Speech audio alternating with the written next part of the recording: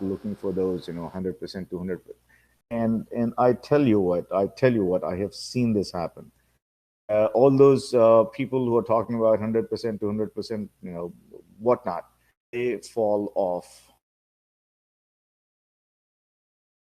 Come summer, spring, they go out, find their jobs, whatnot. They build up some money to put into the markets. Come fall, they start putting in that, so making money, whatnot. Come winter, because it's, if the market needs to move up, yeah, the market will move up during the winter. That's just how that works. And come January and February and March, most of them fall off, giving the market whatever they earn back. The cycle repeats. That is exactly how it works. Don't believe me? Look at your own portfolios. And I understand that everybody is an adult here. Everybody understand what money is, and it's not easy to earn. Cool thing?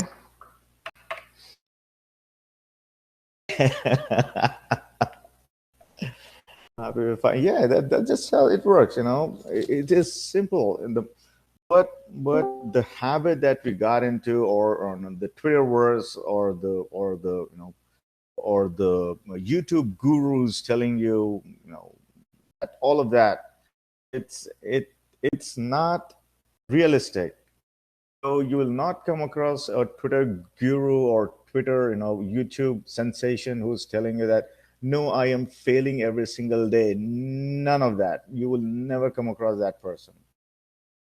But there are more of those who fail every single day than those who make those profits. So screen days got greedy. There you go. There you go. And obviously you got greedy and whatnot. But look at the gains on the other side, right? This crypto experiment is bringing out a whole different concept to our trading. So you're simply looking at that whole same thing. You're looking for that small amount to add up. That is all you're looking for. You're not looking for, you just had 4 or 5 green. Ishan posted that he had what, like 1, 2, 3, 4, 5, 6 green days in a row with that profit. The profit is still $72. Not much, but it is a profit. You see what I'm talking about, right? For me, even a cent in green is better than a cent in red. That's just my philosophy. That is just how I work. As long as I have that that buying power constantly behind me, which is not going red, which I'm not, the money that I'm not giving to the markets. Yep, as long as that is the case, I am okay. I'm in the game. There will be a trade which will give me like 5% instead of instead of 3%, instead of 2%. There will be a trade that will give me 5%. Know, that's my expectation. And if I do that right, I might get a 25% trade. Occasionally, there will be a trade that runs up into 1,200%. That's okay. There is that. I'll take it. If not, I'll stick to more realistic ones. Maybe 5%, 10%, 15%. I'm not expecting anything beyond that. And maybe 25% on a swing trade. Now take that, right? Take that. Now on this experiment, at least I am hooked for a month. Right? I'm not micromanaging that trade or anything. I'm just putting that in, looking for that amount to probably double in a span of 30 days. Now, if I can replicate the same thing with my trading, right? So in a month, if I can double whatever amount that I'm putting in, that's still not realistic, but that is still okay. That is still okay. So let's say if you put a $10,000 trade and you buy $10,000 worth of options, and maybe a month down the lane, those 10,000 worth of options don't have to go, probably you don't really have to go a month down the lane, but within a week, that $1 option that you bought become $2. In our business, it doesn't necessarily even take a week. Matter of hours, that $1 becomes like $2, or maybe $4, maybe $10. We don't care. What we are looking for is that $1 to become $1.25. That is it, and we're good. We're happy. Looking for another dollar there. That's just how it becomes consistent.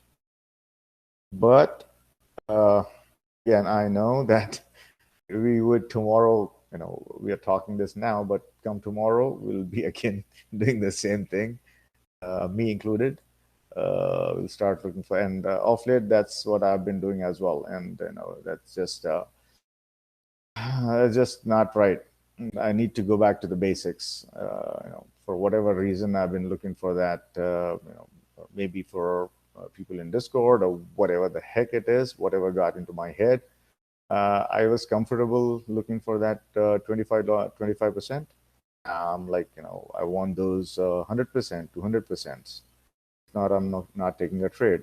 I don't know why, but I think this crypto experiment has set my expectations back again to reality. All right. That being said, that's, I don't know. That's my rant. I don't know how you say that, but yeah. Uh,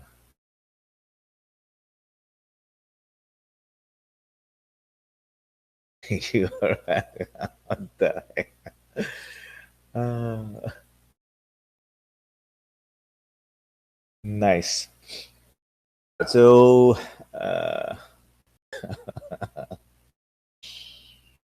right, so I guess my screen. Let's push into the futures. Futures are sympathetically up. There's nothing realistic about futures being up right now.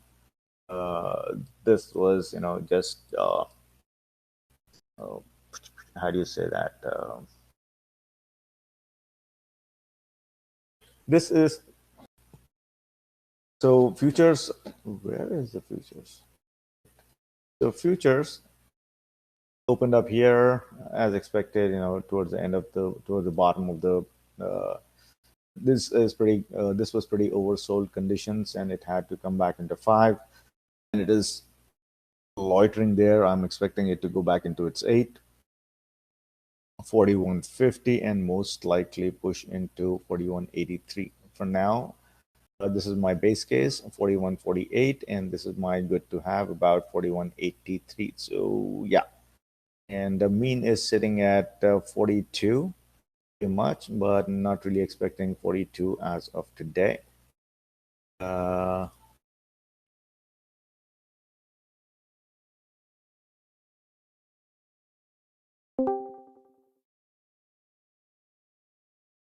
4-hour chart still, it's still pointing down. It will go down, but there's a clear gap created here. So either the technicals need to come down or the price needs to push up. Most likely, there's a good chance that the technicals would come down and meet it at least halfway through around, let's say, 4150. Yeah, so 4150 will happen. Most likely, there's a good chance that this number 4180 might happen. So, yeah, there's a good chance that will happen. As of now, it's still pointing down. Everything is still pointing down. So I think futures will start to push down after that ephemeral bounce there. And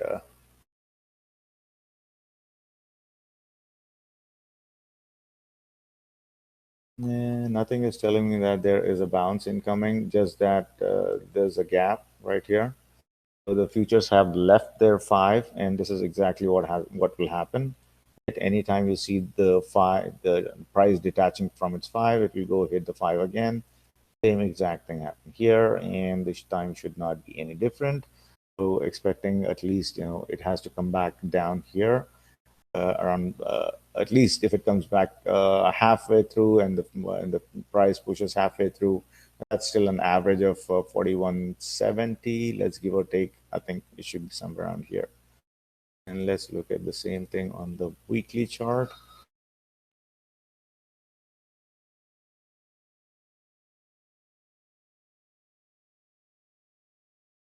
The same thing is sitting there. So there's another argument to be made here that I think futures also did hit the mean. They're bouncing off of the mean, and this is pretty much in line with what we know about moving averages. The price hits a moving average for the first time, and it bounces, and that is the exact phenomenon we are looking at here. Still, there's actually nothing that is holding the market up. Earnings, we are done with that. Apple, Apple was the main anchor that was holding the markets up. Of course, Apple and Microsoft. Microsoft uh, hasn't come down that much as we wanted it to come down. So we are still looking at Microsoft and Apple to actually push down and make that full cycle. For now, those two look really strong, and the moment they start to get weakened, I think SPX will cross its mean and start to push below into 4,000s, and yeah, that should happen.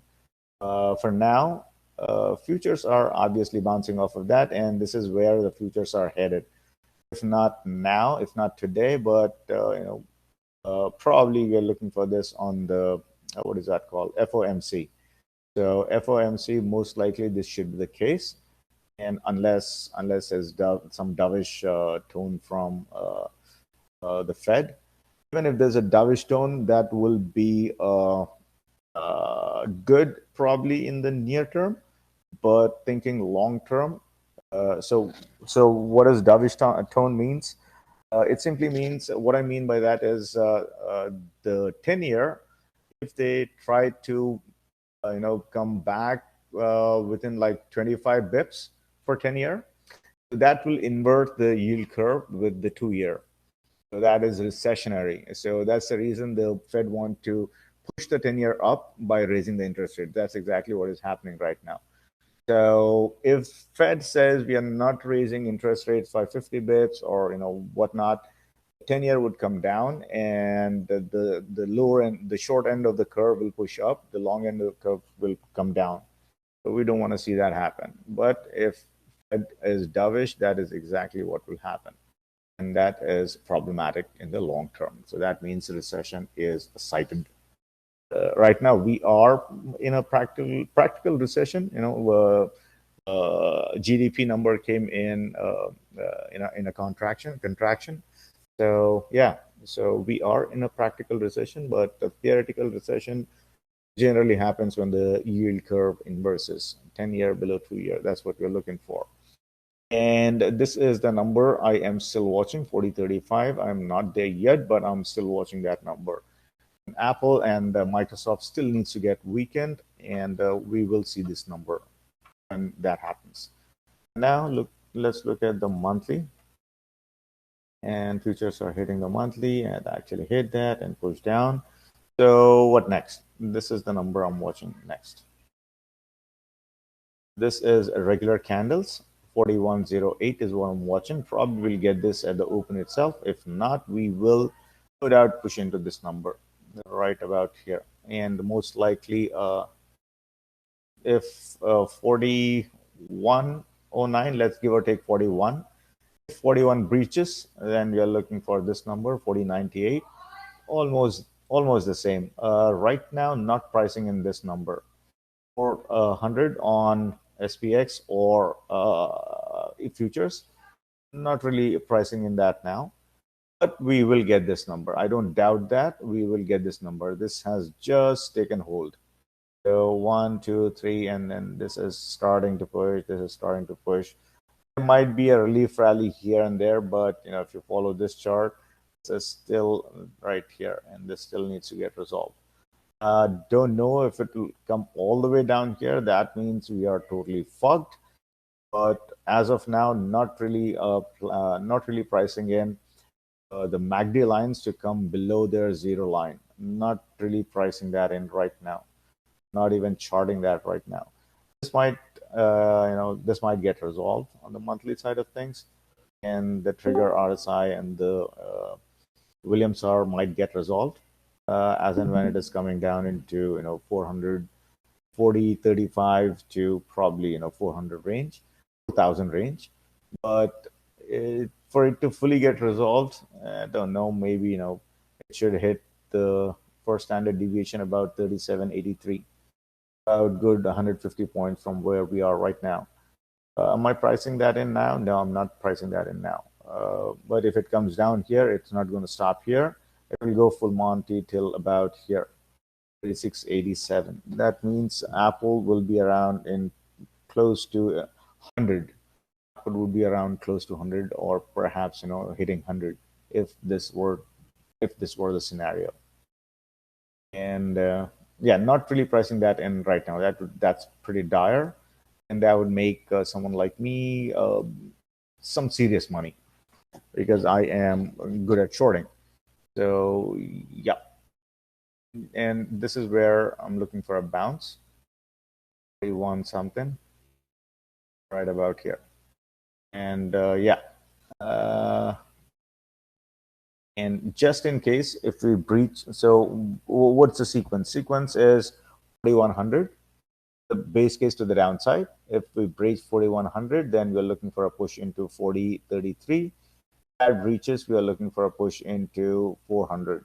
Not really pricing in anything below 4,000 right now. 3900 is sitting right there. Not really pricing in that.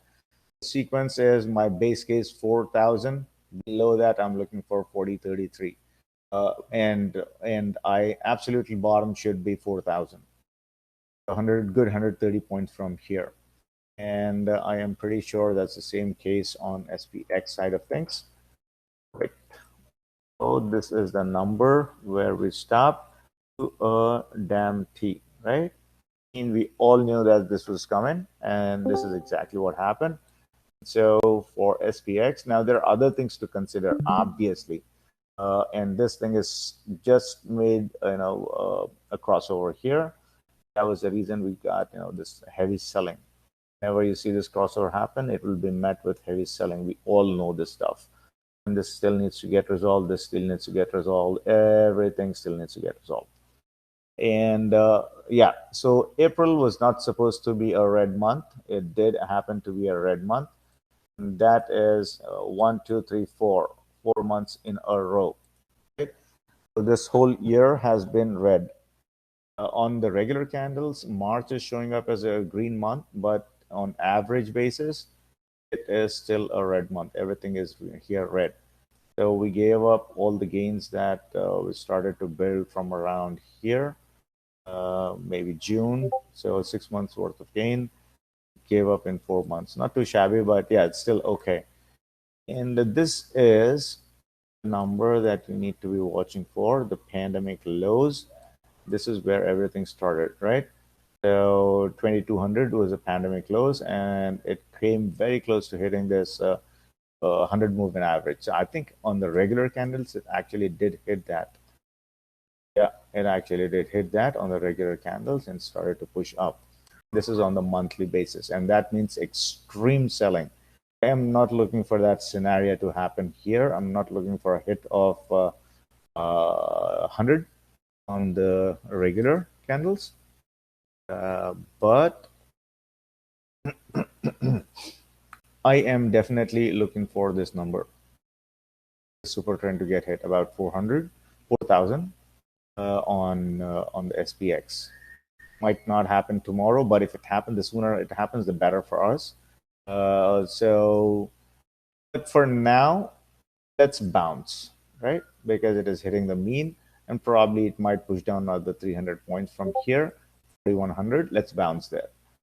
And 975. The theory says, right? The theory says that once you enter this zone, the inner Bollinger Band, the chances of you hitting the mean are exponential. Once you hit the mean, the chances of you hitting the lower inner Bollinger Band are exponential. So this number is still intact. This number is still intact. This will get hit today or tomorrow, but this will get hit. I don't doubt that. I just don't doubt that it will get hit. But when, that is debatable. That is very debatable. But why is that debatable? Because right now you're hitting the mean, and mean is a major moving average. So probably look for that mean and probably push down a little bit further, about 30 points from where we closed, and then probably start to push back up, and maybe 42 somewhere on that. I don't know how far we're going to push back up, but let's look for that bounce, and after that bounce, let's look for a push into 4,000s. 3982 to be precise, and that should not stop there. It should come back into this exact number, 3949, somewhere around here. This is what we're looking for, 3950. This is what we're looking for. Next, okay. So next, let's look at the week for SPX. Right about here is the bottom. Right, so this will get hit. I don't doubt this. This will get hit. Might be not at the moment. Not right away. The 5 is still attached here. So most likely, we'll probably start to push up a little bit, but then this will need to get tested. Don't doubt that. 100 points down, I absolutely don't doubt this. When debatable? When is debatable? We just hit the mean, so that's the reason. The when is debatable on this. Most likely on the day of FOMC, we might test this number.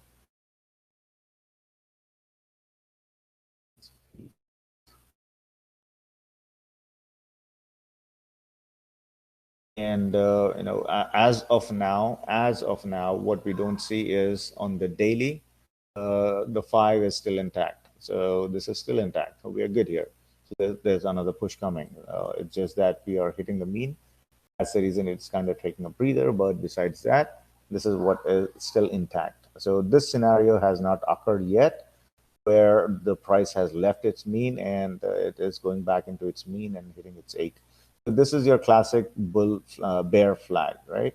And this is the reason the bear flags are formed. This is what my understanding. I did not understand what is a bear flag, and now that I understand the reason behind it, so this is where the price is leaving its anchor moving average, and it is starting to go back into that same moving average and starting to try and get reclaim its 5 and 8. So that's your classic push up and then push down. Right now, we don't have a reason to believe that this will go into its 5, because it's not desperate yet, because it did not leave its 5. 5 is still intact. So let's see if it bounces from here, from where we close. And first, I think it should push down. That's my understanding. 4033, and then probably push into 4100. Then, if it starts to come back up, 4141, it should try to push into this. But if it starts to push up from here itself, after it hitting the mean, we're looking for a push into about a good 100 points from where we are right now. So let's see. Here about, yeah, 5 is sitting about 42, 40 or something, 42, 30, 42, 40. So a good point, 100 point from where we are right now, because the mean is a major moving average. So we might push hard. What would prevent that from happening? Let's see what would prevent that from happening. It's still intact here. So yeah, let's see if it pushes up. What are we looking for? So this is what we're looking for. This is my base case to the upside for SPX when it opens tomorrow. And I'm looking for 4068, 4070. That is pretty much to the upside base case. And then most likely 4172, 4184, whatever this number is. This is my good to have to the upside. And 4200 should be it. Not really plotting beyond 4200 right now to the upside, but if it starts to push, because Amazon is pretty oversold there. If Amazon starts to push and tech starts to catch fire, then you could actually look for 4220. This should be the absolute top, and should not go beyond this number. If it went beyond this number, then there's something uh, But we'll reconsider it there. But yeah, there's something much bigger than what we know is happening if it actually pushes beyond 4220. Uh, I don't believe so, but if it does happen, yeah, this would be some solid numbers. Some a lot of people will make a lot of money based on this theory that we are trying to carve out. But then this look at this thing, it is starting to come back up. So that's looking for a bounce. 4169, 4170, and then most likely into this number 4186. After that, 42 should be it, but if clears, then the mean on the 1 hour should be it. Not really plotting anything beyond 4220 at the moment. That's the case to the upside, SPX. And what would determine this guy? This guy determines a lot of things. And right here, and this is still going in there. This is still going into 156. I think this is a breather because it's left at 5. A classic bear trap is forming here. And probably to the upside, this is my base case, 158.50. And good to have would be 159.30, and most likely it will test at 159.70, which is the 50-day moving average. It should test that number. And if it clears that, then I strongly believe it will hit the mean, 161. And in this scenario, you would see SPX running up into that 4200 number. In the scenario that Apple is trying to hit its hourly mean. And let's look at Apple on the 4 hour. So it left at 5. Most likely will try to reclaim its 5, or at least it will try to push into this number 158.60. And yeah, so here, this is the daily Apple. This was the number that we were looking for on a Friday to come back and hit this number.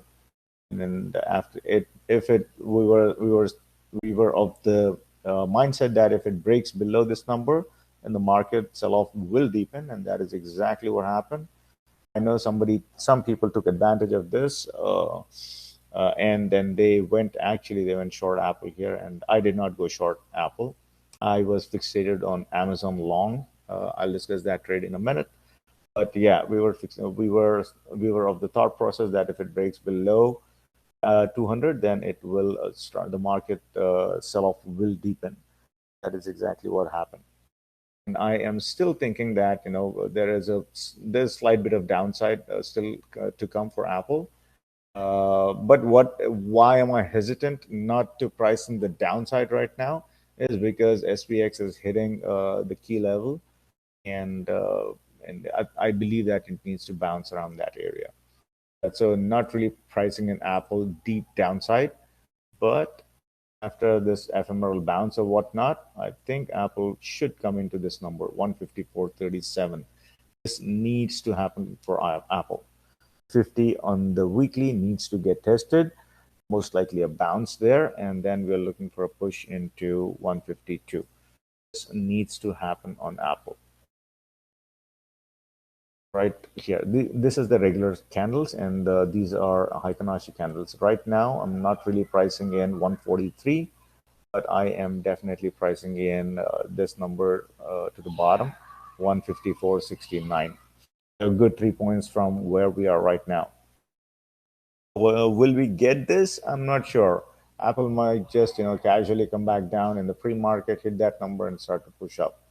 But if it does actually come back down, so this is the number we are looking for. And Apple reaches this number, then we are looking for a push into the super trend right here, 152. Cool thing. Next, weekly. I don't really see a necessity to watch weekly on Apple because we still have plenty of data on the weekly. But this is what is ominous. Look at this thing right here. Right? So that is something that you need to be careful of. What happened? I screwed up. This is it, and this is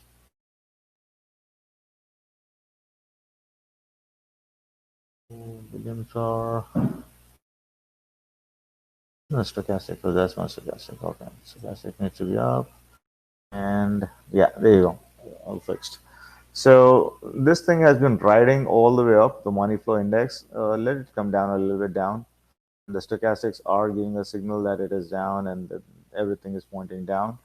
This should happen, and this should happen. This makes much sense actually for it to hit. But right now, not pricing at this number. But this will also happen. Monthly mean will also get hit. Just don't know when. But this would be healthy. This would be very, very, very healthy for Apple to come back into 142. Perhaps Apple to come back into 120. This would be very healthy for for the next year.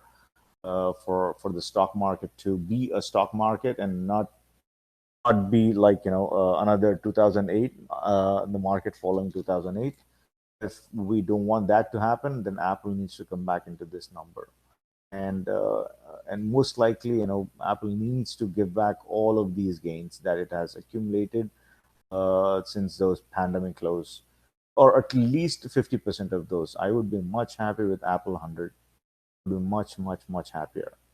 But now the thing is that the uninformed trader, or there's these people who come in with their options bets. Hopefully they don't. Hopefully they understand that this is better in the long term, and hopefully they'll let this thing actually come back into these numbers, 120 to 100. So let's see if that happens. But my bet is that it will happen, and that is a very good thing if it happens. Not, the whole same thing again continues, the up, up, up in a way. Now, Amazon trade. This is one of the very interesting trades that I had on Friday. I was watching this thing all the way through, all the way through. I couldn't. It opened lower, right? Earnings, and it opened lower. I wanted to get involved. I couldn't get involved for whatever reason.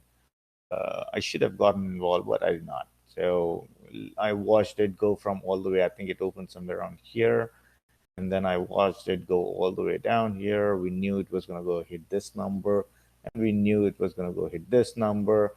And the moment it started to hit this number, I started to look for a reversal because 50-day is a major moving average, and that reversal needs to come. Should have played it to the downside, but I couldn't. I knew if that it's going to hit this number and it's going to be a huge reversal. That's just one trade that would make your day. And right here, I hit that number. I put that on in the chat as well that it's going to reverse, and I got in right here. And I closed that position towards the end of the day itself. Did not wait for that to come back. But what I did is I sold a bunch of puts all the way from here, 22, or whatever this number is, all the way till 2200, right about till here. So these are all the puts that I'm holding right now. But the put that I recommended for people if they were into selling 2000 put, which went for about 300. So if you, I don't know, if you have the account size, you could have sold that and you could have, uh, kept that money. Fairly easy trade. And it hit that number to a T, and it ran about from 2038, 2438, somewhere on that, all the way to 2481. So about $50 if you caught that. I caught about I did not catch all the $50, but I caught about 25 to 28 out of those uh, $50. Take a look at crowd. I think I'm thinking puts look great below 190. Yep, yep, yep. Let's take a look at that one as well. So this is what happened with Amazon, and this is the same scenario what happened with a couple of days back with BA. Right? So this is the exact same trade, and we know what happens when the price hits. This has to be, of course, a major stock as well, and it goes hits the moving average to a T. And in fact, I couldn't participate in the BA to the downside. This was earnings, and it came back down, and see where it bounced. Hit that to a T. I caught that again. I wrote it about I think 8 to 9 points on this. That was a good trade again. So yeah, if you see this kind of setups, especially on the monthly side of things, even weeklies are good. 50s and 50 and 50 and 200 moving average specifically. The bigger the moving average and the longer the time frame or the higher the time frame, always works out. 98% of the time, it works out. Yeah, maybe 2% of the time it might not, but it does work out 98% of the time. And that has been one of my major, strategies that I use when I see one of those setups. Okay, uh, and then Netflix. This is the trade I'm watching. Right, I am not yet involved in this trade, but this is the trade I'm watching. What am I watching? This is the number 139, 140, and this needs to happen. Right, everybody knows that this needs to happen, and this might happen. And then we are still waiting for Apple and Microsoft to break, and it doesn't take a whole lot if that happens. Microsoft breaks or Apple breaks. 138 is pretty much 140 is pretty much sitting there for Netflix. So what do I want to do with this? I would want to to the passive side of things. I would want to sell again. I'm looking for not looking for to capture all the move. I'm just looking to sell these puts about here and capture this to the upside. Uh, Sell covered puts, sell cash secured puts. We are not looking for to own the equity, but yes, sell cash secured puts. Take advantage of this. This will happen. We just don't know when it would happen, and this needs to happen. That's just how things work. And yeah, see this thing right here. So it came all the way down here and starting to curl back up. Fair enough. It's got really oversold and it needs to. It was what $700 stock and it's now trading at $200. Still, that's insane. Still, not as insane as you might, if you want to peel back the timeline. And this is exactly where I think it broke out during the from those pandemic lows. Is that right about here? No, it's about here, I think. Oh, it was here about. It broke below that. That's nice. That's nice. So what needs to happen now with Netflix? I would assume that Netflix should bounce, and if it hits this number, it will be a vicious bounce. Till then, I think it will be kind of slow grind to the downside, and in between, it will keep giving you those 10, $15 to the upside. So if you want to go, like you could do long dated puts and short dated calls. And calls should be both of those should be actively managed positions. So you should be looking to get just about 25%. This has a potential to give you about 1,000%, but you should be only looking for 25%. That is it. Right? And yeah, the crypto thingy is a very good reminder for all of us how to trade actually.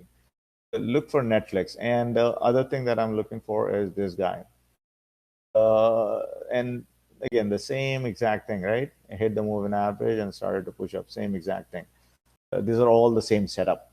And here is the MACD, and the MACD is one of the most powerful indicators. And if you're looking at Netflix, this is still pointing down. It's still pointing down, right? So, and let's go back on this other one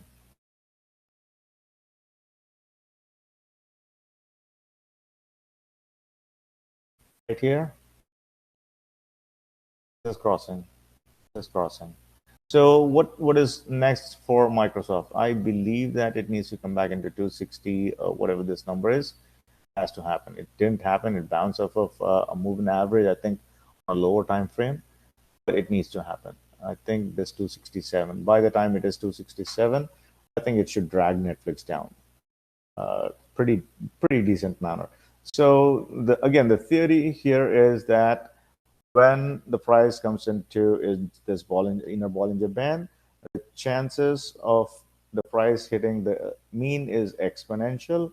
And once the price hits the mean, of course, after a ephemeral bounce here, chances of it going and hitting this Bollinger Band at the lower end of Bollinger Band, inner Bollinger Band, are exponential. So 253 is still intact after it clears its mean. And I believe there will be another bounce around here, but I don't think that bounce will last for long. I think 253 is still, a valid number for Microsoft. And let's push Microsoft on the weekly. There you go. So if you want to play downside, you can play till here. But if you're someone who is not really interested in playing the downside because you don't know when it's going to bounce, all you can do is wait for this number and put on a trade here and bounce it off from here. That's the way you can play that. So, and if you're into, let's say, what do you call that? Passive, right? If you're into passive, so the way that you want to look at passive is 20% from the current price, a downside or upside. But given the market moves, maybe give it 25%, right? 25% from where it is right now. So what does that mean? If and this is only for people who want to be on the passive side of things. Let's say Facebook, right? Facebook 200, 25% of 200 is 50. So $50 from where it is right now, that would be 150. That would put it at 150, about here, right?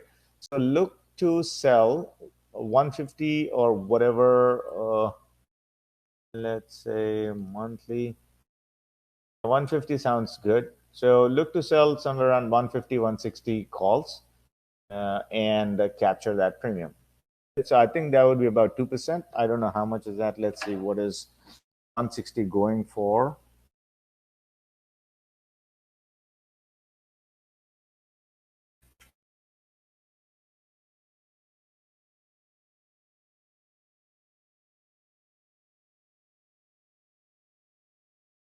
Facebook 160. Anybody?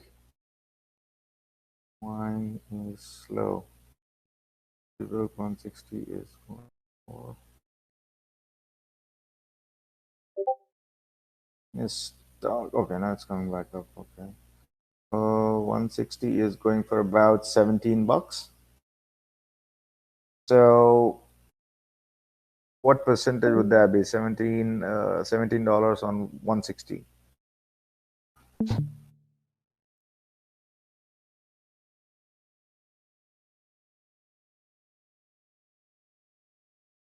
Anybody with a quick calculation?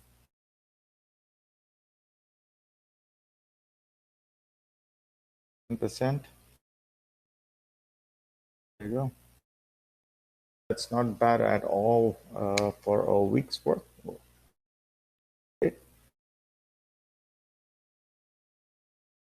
So that's how you need to think about things.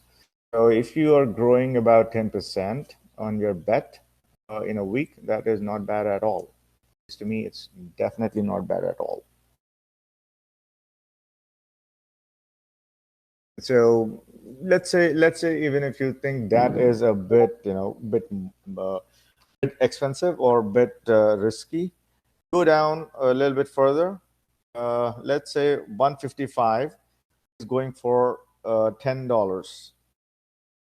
So that is still a great number to capture within a week. But this is not for that I want to go fast kind of people. This is how you build wealth actually. At 10% return, I don't know in a week. I don't know anything that will return you that. But still, there you have it. So it's not that complicated. Just have about what 150 $15,000 $16,000 sitting in your account, and simply go capture that 10%. But this is to build wealth slowly. And building wealth a little faster, look for 25%. You can buy a put which is 2 weeks out. and you know that it's going to come back to at least, it will come back into test. Let's say, for example, Facebook, and no, it's going to come back and test this number.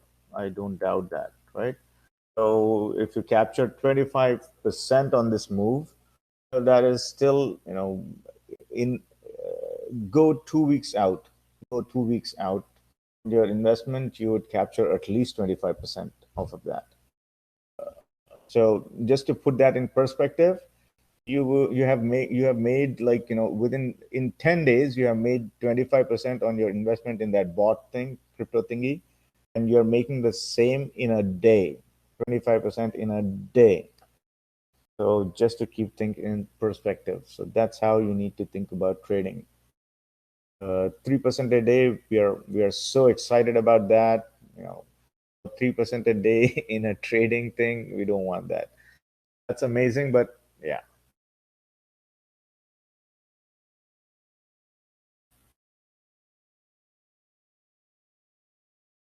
And and and believe me, if you do that, if you're looking for just 5 to 10% on your trades, and if you make just that 5% to 10% on your trades consistently, forget looking for that 100%, 200%, 5 to 10% consistently. Before you know it, you'll be profitable. Before you know it, just we get disheartened because we are making, like $10 or $20. it that's the reason, we just get disheartened and whatnot, we just, hang up. But yeah, that's what you want home run. No, that's bad.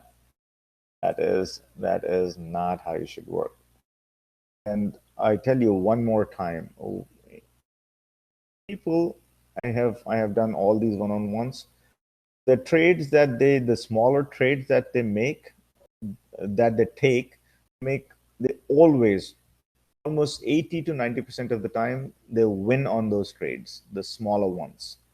The moment they go big into a trade, those are the trades that they lose, and they lose big. And they don't want to cut those big trades right when, it starts to go wrong. They get into that mindset that it will come back. That doesn't work. And that's the reason your losses are bigger than your gains. It's nothing complicated than that. It's very simple to trade, actually. It doesn't matter what direction are you putting in.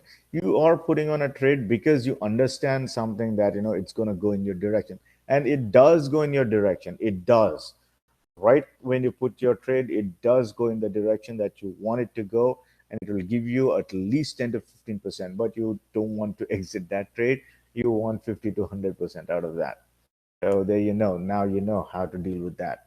You know what's a good percentage, what's a good return, right?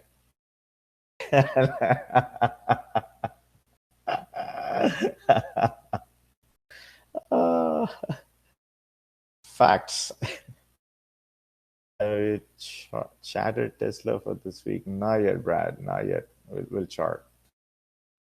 I'm just going through, some psychology stuff, which is way more important than putting on trades and putting off trades, taking off trades. So, yeah, yeah. The game is purely psychological. Psychological. 80% of what you do is, it depends on your uh, execution. Execution is a mental game. You cannot execute if you're not mentally strong.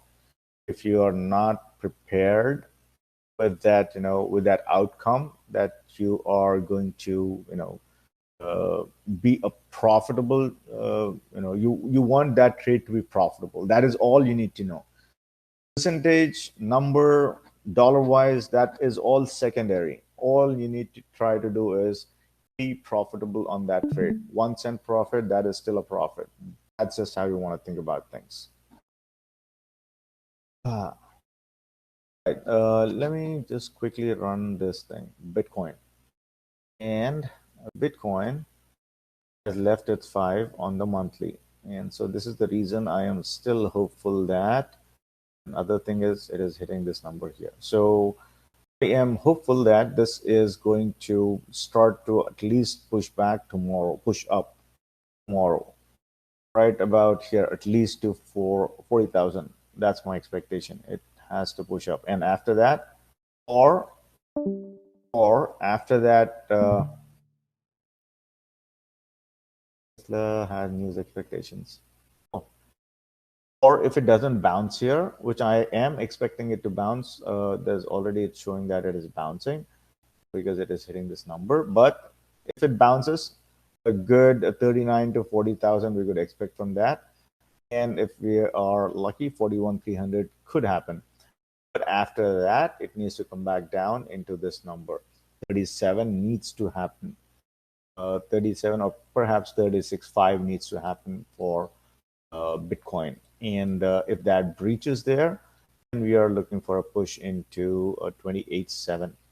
Right now, not really plotting that. And this would happen if, if you have SPX coming down around 4,000, probably 39.78 into that range.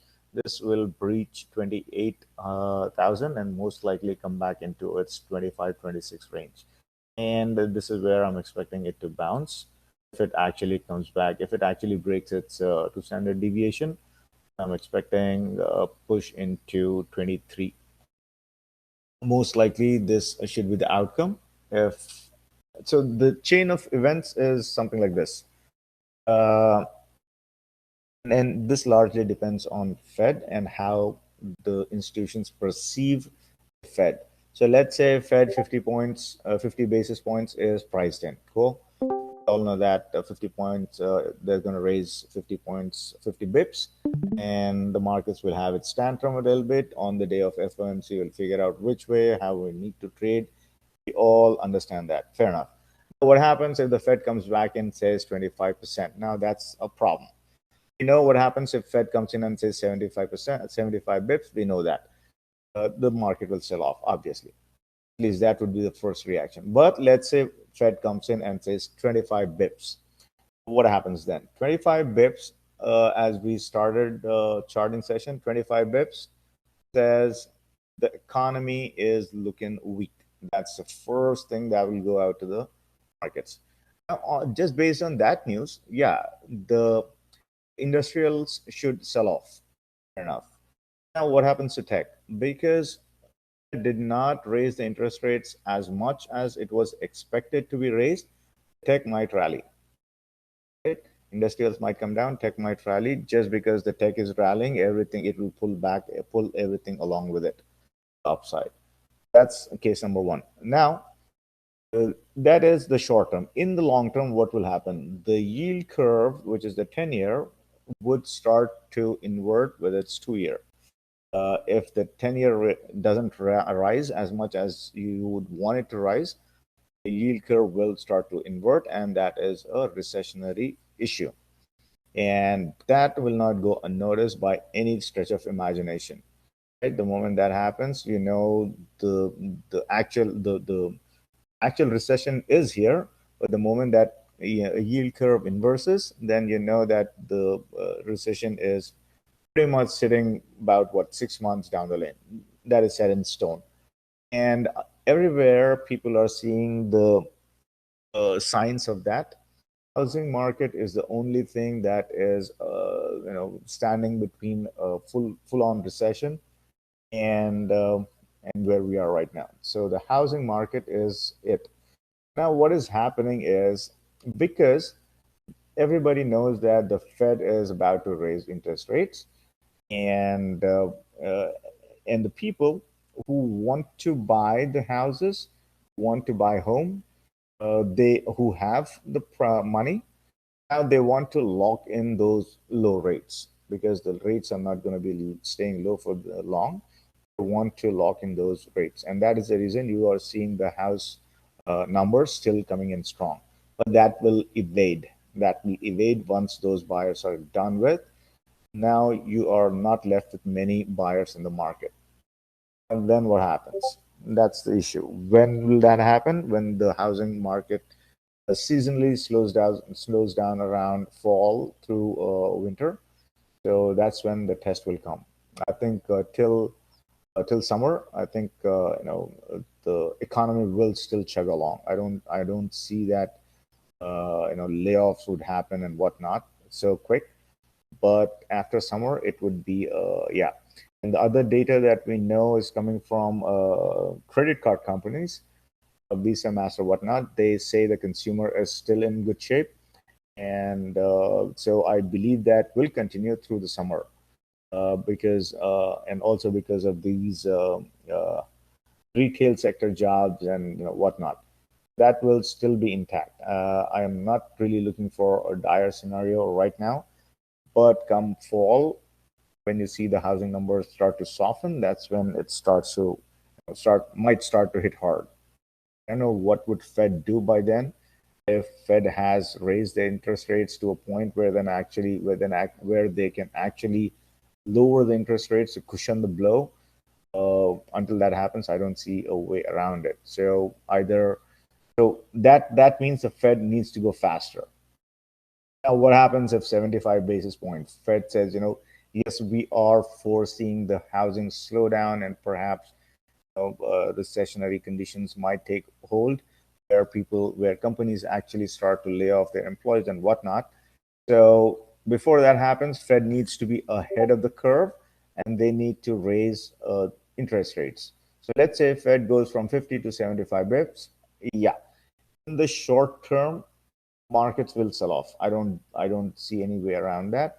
Markets will sell off, and probably tech will sell off hard, and that is a very good thing. Why is that a good thing? When you have interest rates, pushing higher, and when the actual recession hits, then Fed can actually start to lower the interest rates and start to push liquidity into the markets again, making it easier for people to acquire loans, yada yada yada. You know how the cycle works. So we were in, I think, about what bull market for starting with that post recession era. I don't know when was that, probably 2010 or something like that. 2010, 2012, I don't remember that.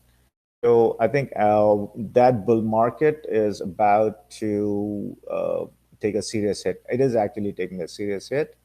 I believe that this week will tell us whether that will continue or we will recover from here. Um, there's no I don't believe that anybody has that data yet, whether the market will come back further down or it might actually start to take off again from here. Again, a lot depends on this week and the Fed interest rates, how they want to handle that. I would assume that don't I would assume that they're not going to raise anything more than 50 bips. So we would still, I think, start keep this uh, push to the downside. It is not as dire as I think some of the people believe it is. We're still nowhere near the bear market. Probably another 100 points to the downside. Then we'll look for the bear markets and whatnot. But this is not it. This is still not it. This is a correction. This is a healthy correction. I would want it to be actually more deeper and more meaningful correction, so that the markets in the long term are healthy. I hope that made sense. Now, as we were talking, BTC went negative, uh, and I'm not sure how to read this thing. Let's go look at BTC on the daily. Yeah, the same thing is happening. It's hitting its 5, it's hitting its 8, and taking a breather there. I would want to see BTC push up actually. Actually, I would want to see BTC push up and try its mean one more time, or at least this damn number here to the lower Bollinger Band, inner lower Bollinger Band. I would want to see that happen. But if it doesn't, we will change our strategy. And BTC of late has been a very good gauge of sentiment. The way that BTC is trading, it is pretty much trading in line with Nasdaq these days.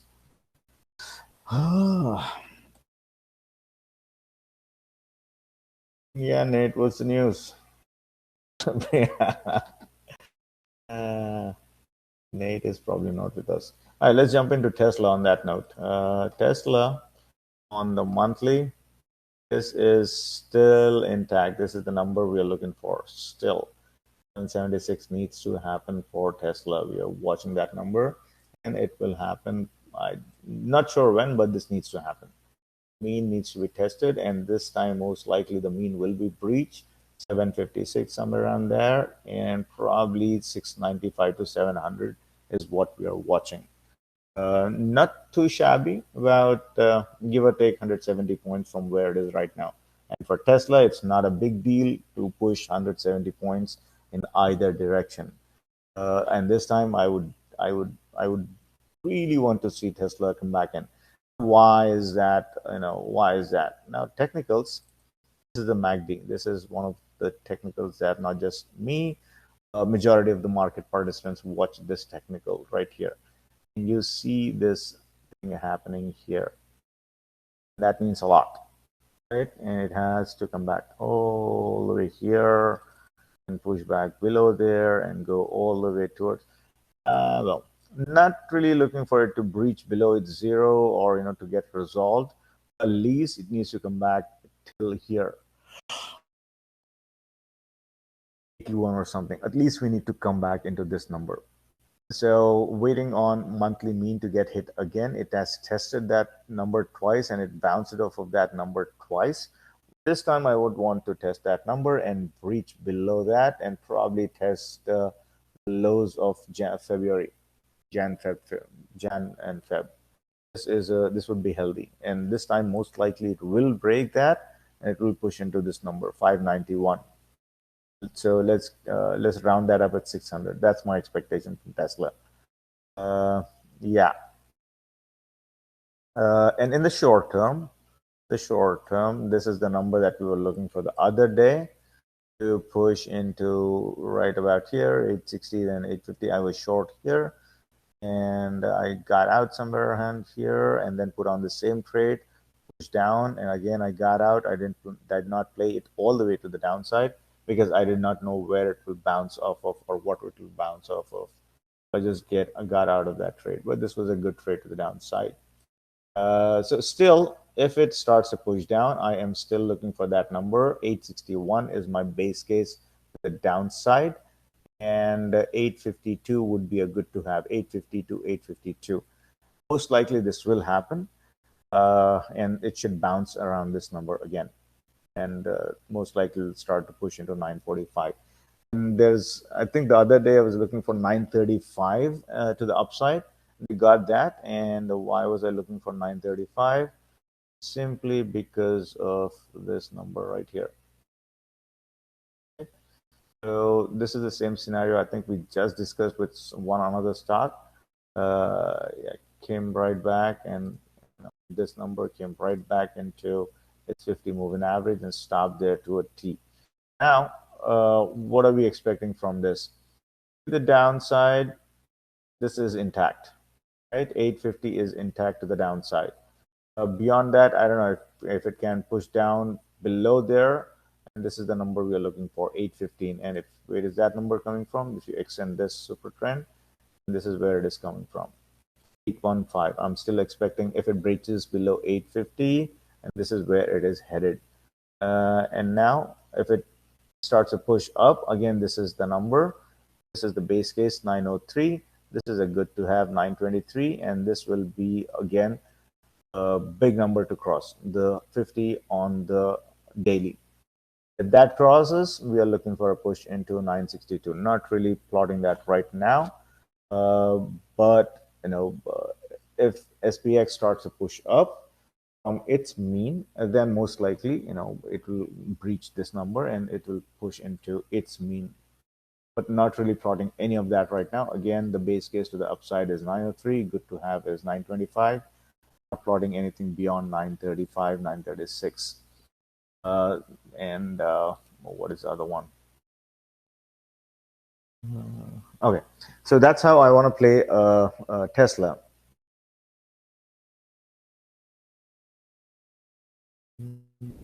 Microsoft we did, Apple we did, Tesla we did, Amazon we did, Facebook. Yeah, this is still intact. Whatever did Google would not do this.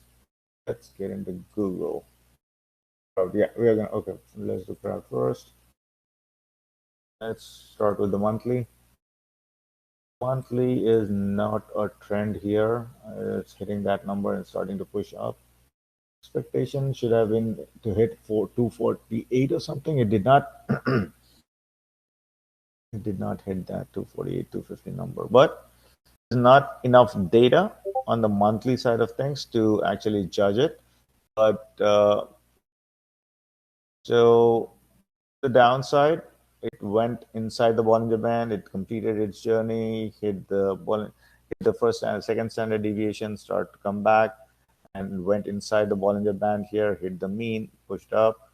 It's coming back down. So to the downside, 194. 50, and then most likely 190.48 is what we're looking for to the downside. If that breaches, we're looking for a push into 170. Again, a whole lot of this will depend on Apple and Microsoft. Apple and Microsoft start to push down, NASDAQ will push down. If NASDAQ pushes down, none of this matters, and everything will come crashing down. Let's go to weekly so we can have some realistic numbers. This is where it is headed, 195.28. This will happen. This will happen. And the sooner the better.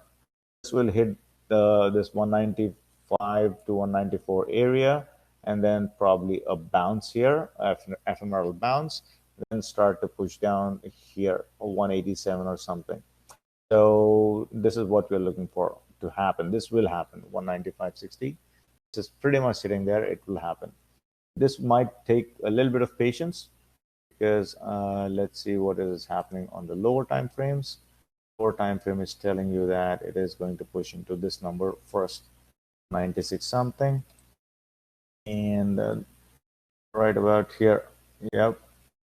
Then if that breaks 193, if that breaks 190. So this is how to progress. Now the only thing is that average is starting to curl up on the SMI. Right? So we need to keep that in. What is this thing? When did I add this? What the heck is this? Oops, there's one more Williams horn. Okay. Right. So right about here. So SMI is the only issue here, but I think still, no matter what SMI is saying here, I think this should get resolved and we should get a push down here. This would all depend on Apple again. Apple is the driver, Apple and Microsoft. And so if Apple and Microsoft start to push down, there's nothing that will stand in the way of Nasdaq pushing down. We will chart Nasdaq in a minute, but here this is the minimum. 196.24 is the basic down case to crowd. That breaks, we are looking for 193. That breaks, we are looking for 190. And this is how it needs to go down. And of course, everybody knows this is the chart I follow to trade anything. Doesn't matter what my bias is or doesn't matter what my longer term technicals are telling me.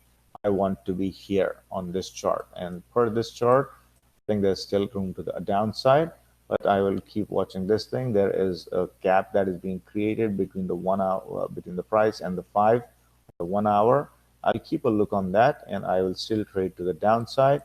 But don't know, 196 looks like a good bounce spot. Then I would look to exit my short here. Then the moment it starts to push back up here, I'll go short again. That's how I want to play that. Let's get into Google. Google, this is pretty decent trade to the downside. It will hit this number. I don't doubt that. 250 will happen for Google. It is just sitting there. It is just sitting there to happen. Because it got way oversold here. It did not hit that number, but this needs to happen for Google. See on the monthly, and if that breaches, this is where Google is headed. So we know this pattern comes back in there and goes all the way to the bottom of the Bollinger Band. Might be a bounce. Yeah, could be a bounce. If it bounces, 23.58 is what I'm looking to achieve. 23.58 to 23.68. This is the range I'm trying to achieve if it bounces. And if it hits there, I'll go short again. Most likely this time it will push into 195. Not in a day, but right about here, this needs to happen for Google. 2250 needs to happen for Google. If it bounces off somewhere around here, right, just like it is doing here, this is bouncing off of no good levels.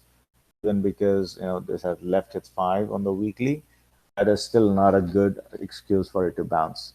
If it bounces off of this number, then it will be a pretty solid bounce. I'll still be looking for this. Okay, let's see on the daily. Daily is pretty exhausted here. It is actually getting into oversold zone. I don't believe that it's going to get the bounce just yet. But again, uh, the larger market is hitting its mean. So a bounce there, yeah, fair enough. If it can bounce, fair enough. We'll take the bounce. But the bigger move is still to the downside. And doesn't matter what is happening there. This is the chart that I follow all the time. And for this chart, is the ephemeral bounce is still sitting there. A319 is pretty much guaranteed. After that, if it clears, 2327 is pretty much there. So but the base case to the downside is 2320. Let's round that up. And if that clears, then we'll look for a push into good to have would be 2328. If it clears here, we'll look for the mean. So 2341. Not really plotting anything beyond the mean. Not really plotting anything beyond the mean. If you want to be more concise with what you're doing, this is the chart that you want to be following. I watch this chart and I trade on this chart.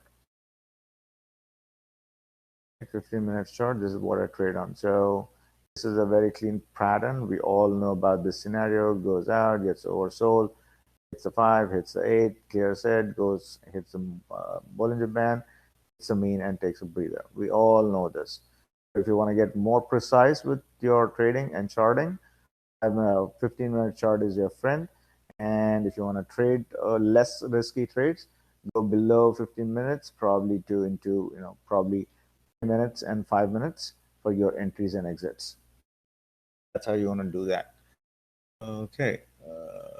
How about some industrials? Cat. Yeah, why not? Let's get into cat.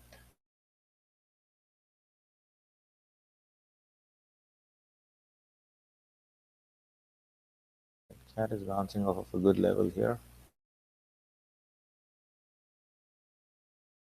This is a good bounce. This is a good bounce. So look for a push into 210.51. It is actually sitting above here.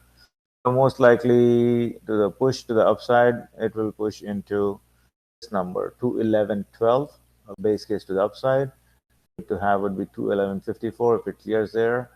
11.79 is the next step, and the mean is sitting here 213.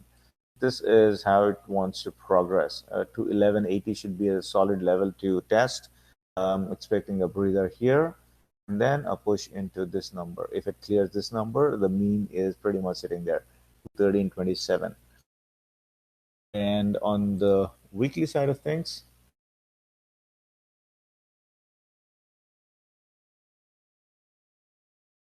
still pointing down. Everything is pointing down, and the monthly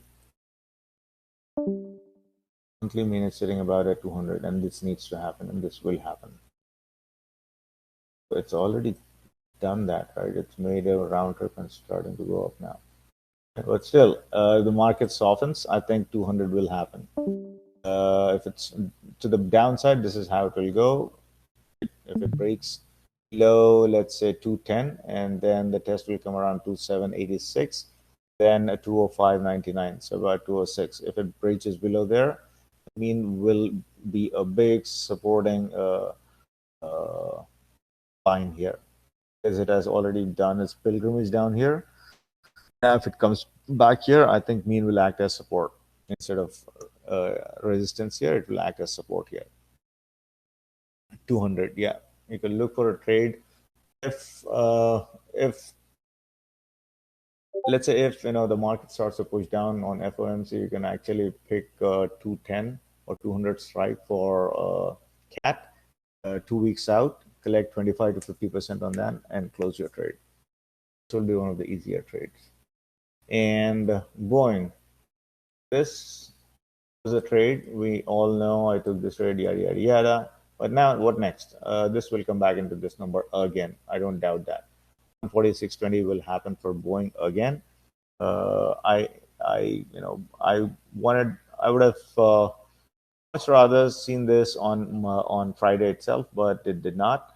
But this will happen. This will be a very quick trade. This should happen. If it breaches below there, I don't know where it's gonna go stop.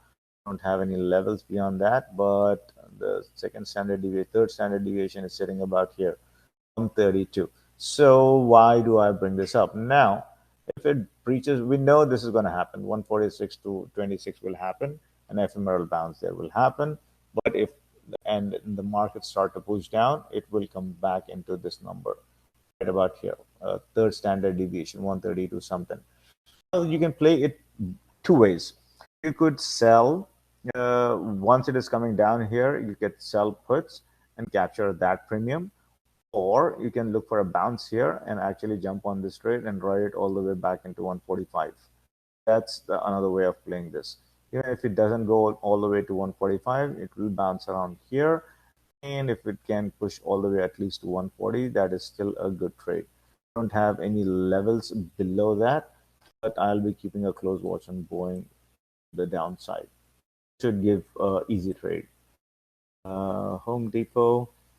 Home Depot is not a recession-proof item. Uh, let's see, what is Home Depot waiting on? 98. There you go. Home Depot is basing on this here. Fair enough. And what if it breaks here? Looking for a push into this number, 276. It hasn't done that in a while.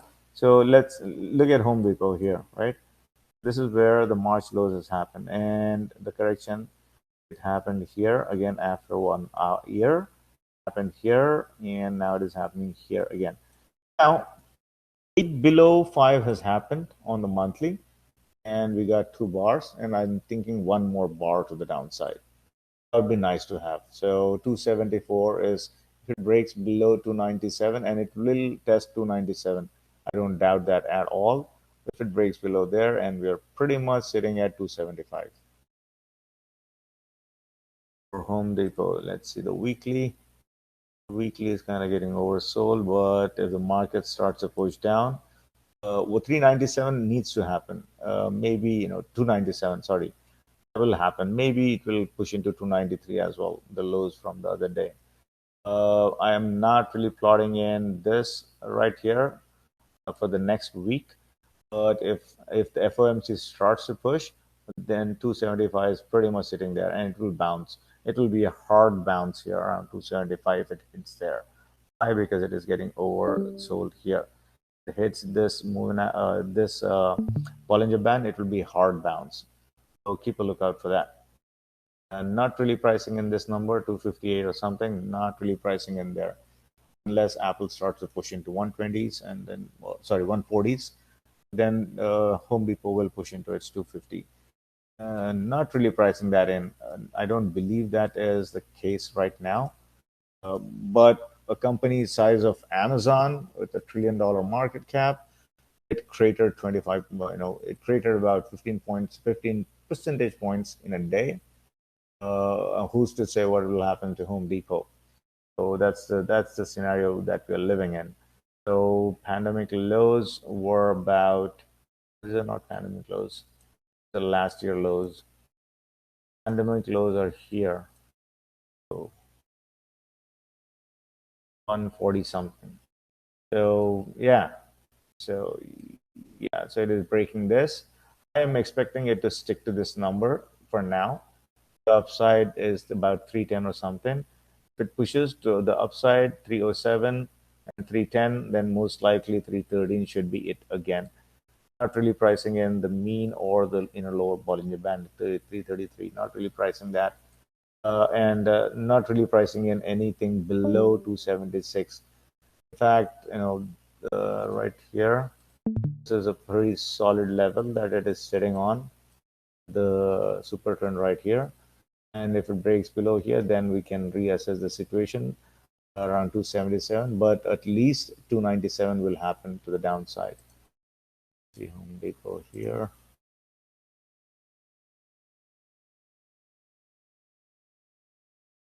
There's nothing stopping it from going down. And 295, 297 to 295. If it hits 295, look for a bounce. If around here, 296, look for a bounce. That's how I want to play Home Depot. Disney is an interesting one here. I don't know what to do with this, but this is getting very interesting. And I don't know when are the earnings.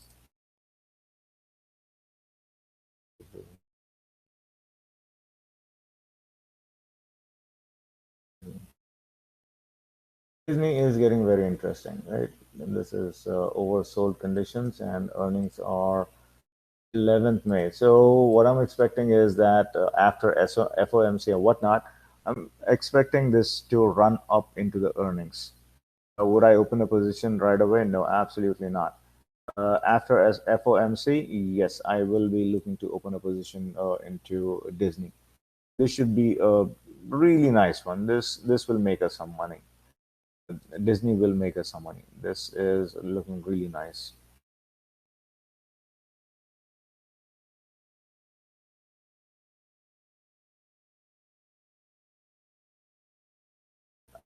Disney looks really cool. Bouncing off of all the right numbers. Not really pricing in 77 or something. Might be 96, but nothing beyond that. Disney is starting to look interesting. I'll keep a watch on Disney. All right, guys. So let's stop this thing here, and yeah, let's get to it again tomorrow.